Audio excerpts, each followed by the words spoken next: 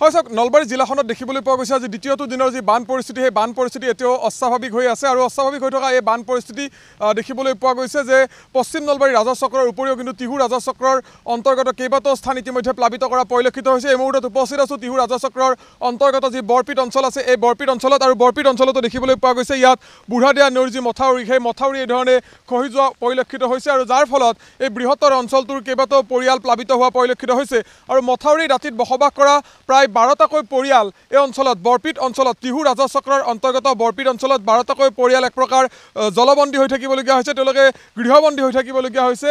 মোৰ সিটোপাৰে অৰ্থাৎ মই যি স্থানত উপস্থিত আছোঁ তাৰ পৰা পশ্চিম ফালে আচলতে 12টাকৈ পৰিয়াল গৃহবন্দী হৈ থকা বুলি ইয়াৰ স্থানীয় ৰাইজে সদৰি কৰিছে। তেওঁলোকক উদ্ধাৰৰ ক্ষেত্ৰত বা তেওঁলোকক সাহায্য প্ৰদানৰ ক্ষেত্ৰত নলবাৰী জিলা প্ৰশাসনে এই মুহূৰ্তলৈকে কোনো ধৰণৰ ব্যৱস্থা গ্ৰহণ কৰা নাই আৰু টিহু ৰাজহ চক্ৰৰ অন্তৰ্গত এই যি বৰপীট অঞ্চল এই বৰপীট অঞ্চল প্ৰতি বছৰে বানে জুৰুলা কৰে আৰু প্ৰতি বছৰে বানে জুৰুলা কৰা এই অঞ্চলটো দেখিবলৈ পোৱা যায়। কেইবাটাও পৰিয়াল আচলতে এক প্ৰকাৰ দিশহাৰা অৱস্থাৰ সৃষ্টি হয় ইয়াত।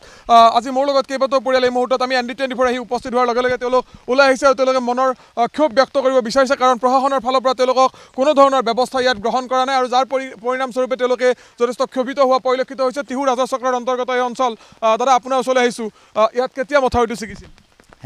এই মথাউৰিটো কেতিয়া ছিগিছিল? এইটো কালি ছিঙিছে। কি অসুবিধা হৈছে আপোনালোকৰ মানুহখিনি ক'ত আছে কেনেকৈ আছে? তাৰমানে পানীতে থকা গৈছে, আমি পানীটো মানে তল যাই আছোঁ, তাৰমানে অহা নাই, কোনো অহা নাই, কোনো অহা নাই। সিটোপাৰে কিমানটা পৰিয়াল আছে? 12টা আছে। সিটোপাৰে 12টাকৈ পৰিয়াল আছে। 12টা আছে। তেওঁলোকৰ কোনোবাই খা খবৰ লৈছে? নাই নাই নাই কোনো খা খবৰ ল'ব পৰা নাই নাই। প্ৰশাসনৰ কোনোবা মানুহ হয় নাই ইয়াত? নাই। ইয়াত প্ৰতি বছৰে বানপানী হয়, তাৰ পিছতো এই সমস্যাৰ সমাধান হয় কিন্তু অহা নাই। নিশ্চয়কৈ অকণমান মোৰ লগত ইয়াৰ মহিলাসকল আছে, অকণমান এতিয়া আপোনাৰ ওচৰলৈ আহিছোঁ, কি ক'ব বিচাৰিব? প্ৰতি বছৰে এই স্থানত বানপানী হয় কিন্তু এই সমস্যাৰ সমাধান কেতিয়া আপোনালোকৰ? এতিয়া আমি পানীৰ ভাহি থকা হেন হৈছে, এতিয়া ৰাস্তাটো নাই, ওলাব নোৱাৰি, দোকান পাহাৰ নাই, এনেহেন খাবাক লাগিব বিচিবাক লাগিব, কোনো এটা খবৰো নলয়, এনেকৈ আছোঁ আৰু চলি পেলাই। খোৱা লোৱাৰ ব্যৱস্থা কি কৰিছে? এতিয়া ঘৰতে বিচনাতে খাব লাগিব বা কিবা ৰাস্তাতে খাব লাগিব, ক'ৰবাত এতিয়া দোকান এখন কোণাটো দিয়াই বুলিহে, নহ'লে আমি লগাই থাকিব লাগে।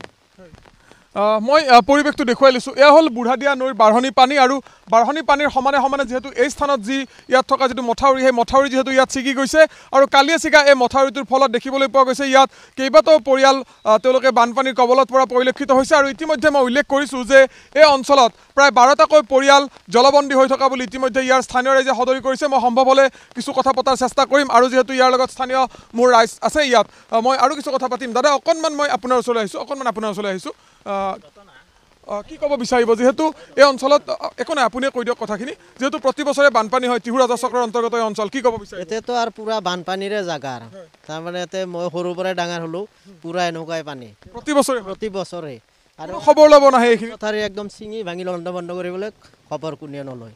প্ৰশাসনৰ মানুহ কোনোবা? নাই কোনেও নাহে, এবাৰো নাহে। নাই। খাদ্য সামগ্ৰী কিবা পায়নে নাই? বানপানীৰ সময়ত পিছত যিটো ৰিলিফ পায় আৰু কেতিয়াবা অলপ দিয়ে আৰু হিচাপ কি দিয়ে? খাদ্য সামগ্ৰী কি দিয়ে? অলপ চলপ মানুহৰো দিলাক, গৰুৰো দিলাক, সেনেকুৱা। নিশ্চয়কৈ অকণমান মই কথা পাতিম আৰু মহিলাসকল আছে, অকণমান হয় কওক, কি ক'ব বিচাৰে? হয় অসুবিধা মানে এতিয়া আমাৰ ৰাস্তাটোৰে অসুবিধা, খোৱা লোৱাটো বেলেগ কথা, ৰাস্তাটো ইনকে ছিঙি থাকে প্ৰত্যেকবাৰে, ৰাস্তাটো বান্ধাতেও কৰে বঢ়িয়া, কিন্তু ঠিকাদাৰ কৰি ফেলে বা দি ফেলে কি লাভ হৈছে? এই ৰাস্তাটো এইখিনি ৰাস্তাই দি হয় নেকি? মানুহকেইটাৰ কিমান আলে বোলে হাহাকাৰ লাগে, খোৱা লোৱাৰ কিমান হেৰি আছে কষ্ট, গৰু বাছুৰৰ কিমান হাহাকাৰ, কিন্তু আকতো নাপায় ইয়াত।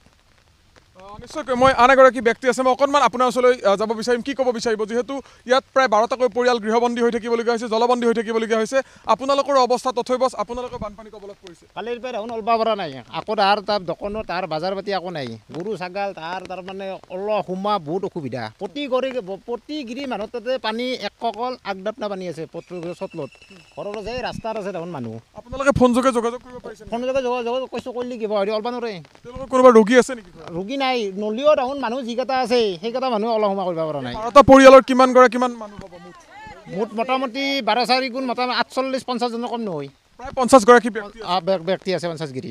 তেওঁলোকে এতিয়া আৰু শিবিৰৰ ব্যৱস্থা কৰিছে নে ইয়াত? বয়সস্থ মানুহ আছে, কণ সন্তান ছাত্ৰ আছে, ল'ৰা ছোৱালী আছে টাউনো আছে। তেওঁলোকৰ অৱস্থা বেয়া হৈছে, বেয়াটো অৱস্থা, এতিয়া অলপ সময় কৰিব পৰা নাই, অত লেট্ৰিন চেট্ৰিন নাই, আকৌ সুবিধা নাই আকৌ চৰকাৰৰ, আকৌ সেই পৰিৱেশটো অকণমান দেখুৱাম আচলতে আমিও এই মুহূৰ্তত সিটোপাৰে যোৱাটো সম্ভৱ নহয় যাৰ পৰিণামস্বৰূপে আমি আচলতে এই স্থানৰ পৰাই আমি এই দৃশ্য আমাৰ ND24 দৰ্শকসকলক পোনপটীয়াকৈ দেখুৱাই থকাৰ চেষ্টা কৰিছোঁ আৰু এই ধৰণে দেখিবলৈ পোৱা গৈছে টিহু ৰাজহ চক্ৰৰ অন্তৰ্গত এই যি বৰপীট অঞ্চল আছে এই বৰপীট অঞ্চলৰ এই যি স্থান এই স্থান আচলতে এই ধৰণে ইয়াত বুঢ়াদিয়া নৈৰ যি মথাউৰিটো আছিল এই মথাউৰিটো ছিগি যোৱাৰ ফলত এক প্ৰকাৰ হাহাকাৰ অৱস্থাৰ সৃষ্টি হৈছে আৰু সিটোপাৰে 12টাকৈ পৰিয়াল এই মুহূৰ্তলৈকে গৃহবন্দী হৈ আছে প্ৰায় 48 ঘণ্টা হ'ল আৰু 48 ঘণ্টাৰ পিছতো কিন্তু প্ৰশাসনে সেই স্থানৰ যিসকল লোক আছিল সেই লোকসকলৰ কোনো ধৰণৰ খবৰ নোলোৱা বুলি ইয়াৰ স্থানীয় ৰাইজে অভিযোগ কৰিছে মই পুনৰ কৈছোঁ যে টিহু ৰাজহ চক্ৰৰ অন্তৰ্গত এই যি বৰপীট অঞ্চল আছে এই বৰপীটৰ 12টাকৈ পৰিয়াল জলবন্দী হৈ আছে কিন্তু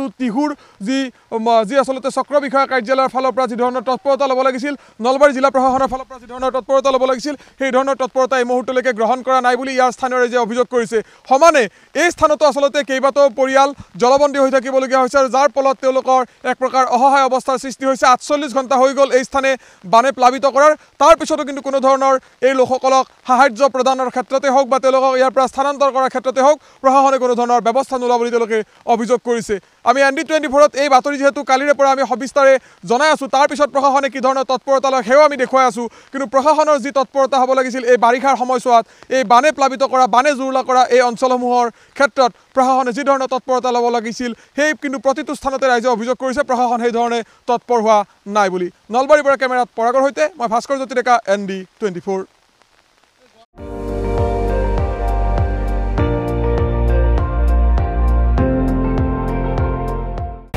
আপুনি চাই আছে ND24 সৰ্বশ্ৰেষ্ঠ নহয় সৰ্বোত্তমৰ দৌৰত